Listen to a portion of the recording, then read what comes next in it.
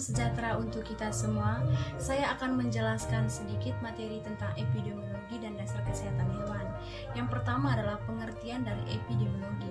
Epidemiologi merupakan studi mengenai penyebab-penyebab penyakit yang terjadi pada sekelompok atau populasi hewan. Yang kedua, fungsi dari epidemiologi.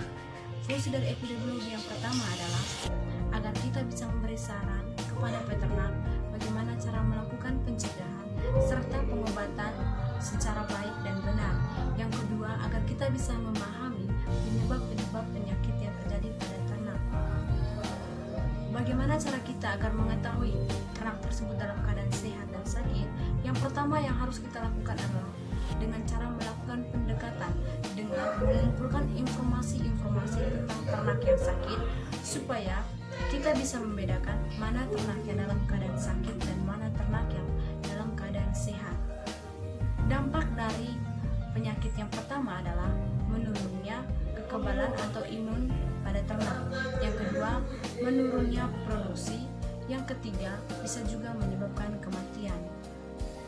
Tanda-tanda ternak yang mengalami sakit, yang pertama adalah turunnya berat badan, lesu, kurangnya nafsu makan, kelincahannya yang berkurang. Tetapi terkadang ternak yang kelihatan normal juga mengalami berat badan. Itu juga bisa disebabkan karena kurangnya kualitas pakan ternak, sehingga dia tidak nafsu untuk memakan pakan atau kita memberikan pakan yang tidak sesuai dengan yang dia inginkan. Contoh penyakit yang terjadi pada ternak yang pertama adalah diare. Ketika dia mengalami diare, berarti ada gangguan yang terjadi pada sistem pencernaannya. Ketika dia mengalami sesak nafas atau batuk, berarti ada yang mengganggu pada sistem pernapasannya. Ketika dia mengalami kelumpuhan, berarti ada yang mempengaruhi kaki serta tulang-tulangnya. Kesehatan hewan merupakan kunci dari kesuksesan di bidang peternakan, karena hewan yang kelihatan sehat dia itu berfungsi secara normal. Lalu bagaimana cara melakukan pencegahan terhadap penyakit? Yang pertama, kita harus melakukan sanitasi atau kebersihan terhadap kandang atau lingkungan sekitarnya.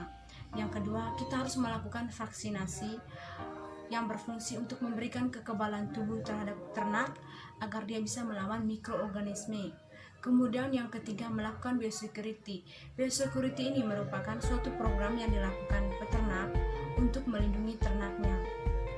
Ada 3 faktor yang menyebabkan ternak sakit. Yang pertama adalah dari ternak sendiri, adanya interaksi antara ternak yang sakit dan ternak yang sehat. Yang kedua, agen penyakit atau disebabkan oleh mikroorganisme. Yang ketiga, disebabkan oleh lingkungan, kurangnya kebersihan lingkungan dan adanya interaksi juga antara manusia dan hewan, sehingga terjadinya ketularan atau penularan penyakit. Sekian saja materi yang saya paparkan. Salam sejahtera untuk kita semua.